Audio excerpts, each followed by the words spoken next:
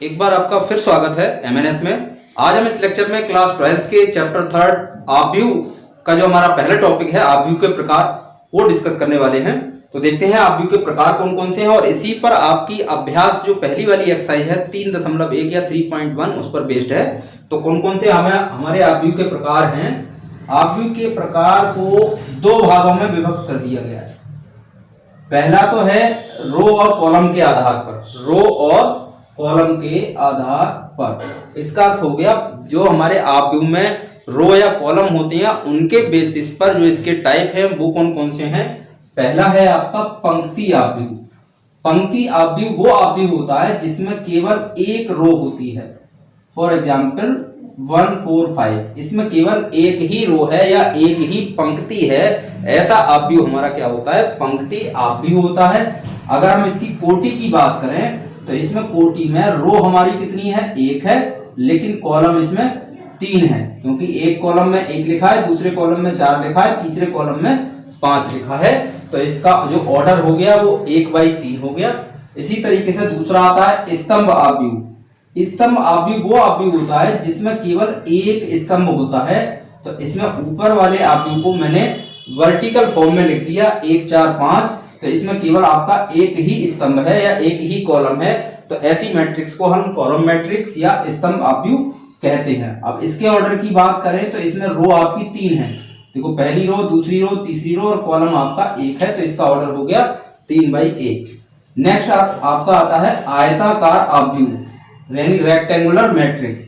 Rectangular matrix में number of रो और number of column same नहीं होते। फॉर एग्जांपल मैंने यहाँ पे लिख दिया 1 2 3 और 4 5 6। इसमें रो आपकी 2 है, रो इसमें 2 है और कॉलम 3 है। ये आपका एक आयताकार आव्यूह है। इसी का एक एग्जांपल और ले लेते हैं।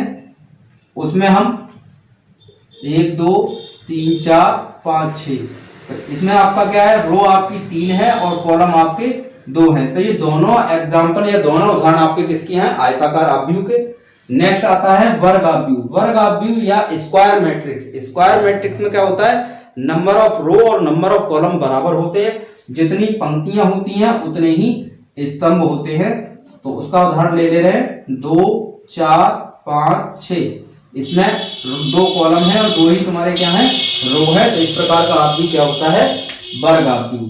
तो ये पंक्ति या स्तंभ के आधार पर जो प्रकार थे वो डिस्कस किए। नेक्स्ट आता है अवयवों के आधार पर प्रकार। अवयवों के आधार पर पहला है उपरि त्रिभुजीय। उपरि त्रिभुजीय का अर्थ है कि आपने एक आव्यूह लिया और उस आव्यूह में, मैंने अवयवों को लिख रहा हूं, ये मैंने आव्यूह लिखा है।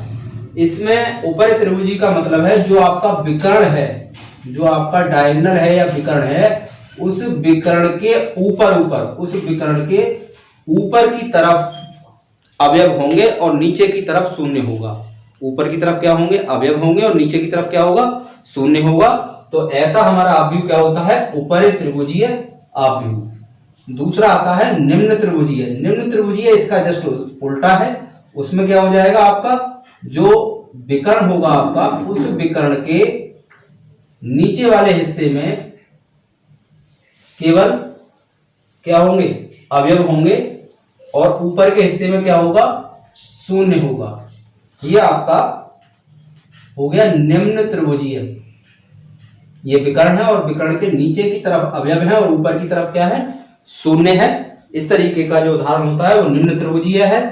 विकर्ण आव्यूह अगला आता है विकर्ण आव्यूह। विकर्ण आव्यूह में आपके केवल विकर्ण में ही अवयव होंगे, विकर्ण के अलावा कहीं पर भी अवयव नहीं होंगे, हर जगह पर शून्य होगा। तो ऐसा आव्यूह आपका क्या होता है, विकर्ण आव्यूह होता है। केवल विकर्ण यानी डायगोनल में ही एलिमेंट होने चाहिए, वो आपका डायगोनल मैट्रिक्स। नेक्स्ट आता है आपका अदिश आव्यूह। अदिश आव्यूह का अर्थ यह है कि उसमें अवयव जो होंगे डायगोनल में वो एक जैसे होंगे, विकर्ण में जो अवयव होंगे वो एक जैसे होंगे।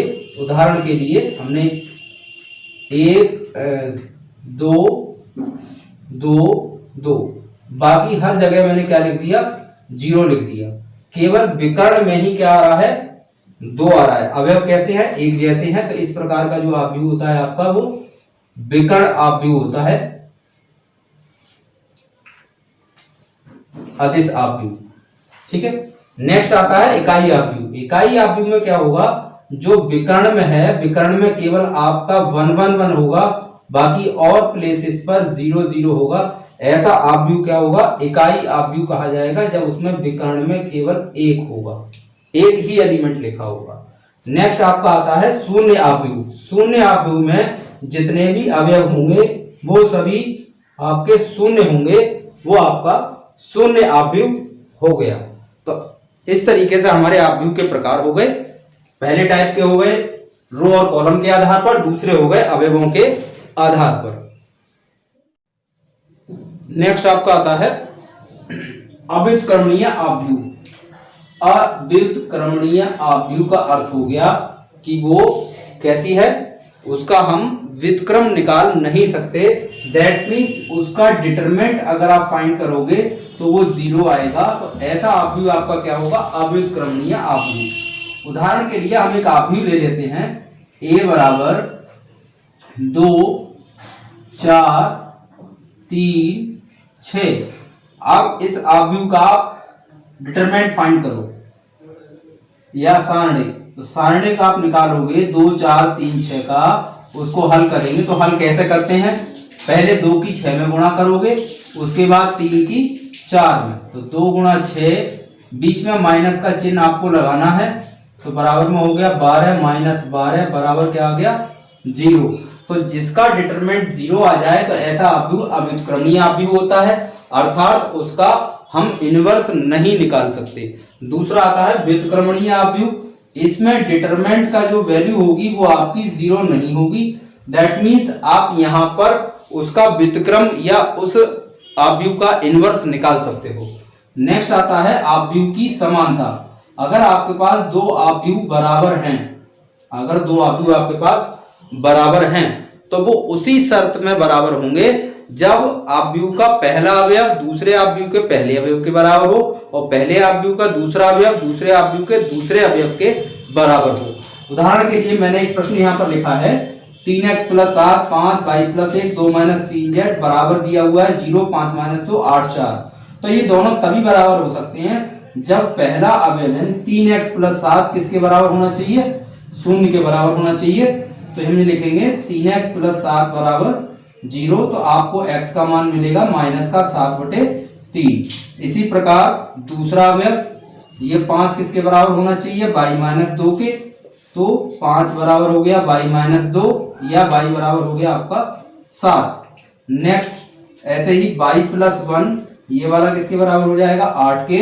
तो y + 1 बराबर 8 और y बराबर मिला आपको 7।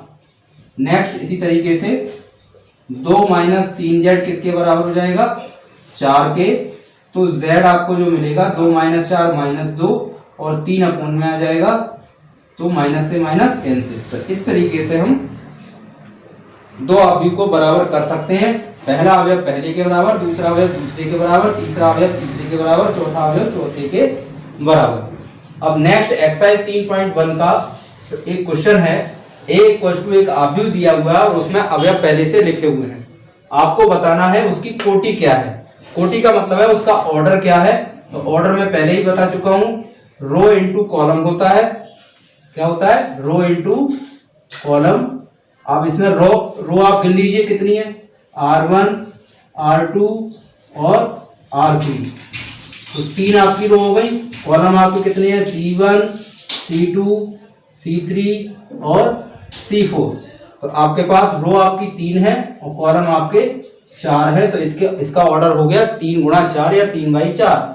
इसमें अवयवों की संख्या पूछी है, तो आप गिन के भी बता सकते हो और बिना गिन के भी बता सकते हो। बिना गिन के कैसे बता सकते हैं? जो हमारे पास ऑर्डर आया है उनकी गुणा करके यहाँ लिख दो, उतने ही अवयव उस आव्यूह में होंगे। नेक्स्ट है A13 आपसे पूछा है। अब A13 का मीन्स अच्छे से समझ लो, इसमें बार बार कंफ्यूजन होता है। जैसे 13 लिखा है, इसकी जगह कुछ और भी लिखा हो सकता है।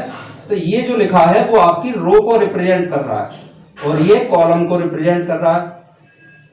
मतलब फर्स्ट रो 1 लिखा है तो फर्स्ट रो और थर्ड कॉलम का अवयव आपको बताना है, फर्स्ट रो और थर्ड कॉलम। तो फर्स्ट रो आपकी ये है, ये मैंने इस पर अंडरलाइन कर दिया, और थर्ड कॉलम आपका ये आ गया। तो दोनों का इंटरसेक्शन में जो अवयव आया वो कौन सा आया आपका, 19 आया। तो इसका आंसर क्या हो जाएगा, 19। इसी तरीके से हम A21 बता सकते हैं, मतलब सेकंड रो फर्स्ट कॉलम। तो सेकंड रो और फर्स्ट कॉलम में कौन सा अवयव आएगा आपका, 35। ऐसे ही third row third column, third row third column, third row ये है, थर्ड कॉलम ये है, तो अवयव आ रहा है यहाँ पे -5। नेक्स्ट है second row fourth column, second row fourth column में कौन सा अवयव आ रहा है, 12, तो इसका हो जाएगा उत्तर 12। और ऐसे ही second row third column, second row third column 5/2। तो ये आपके अवयव आ गए।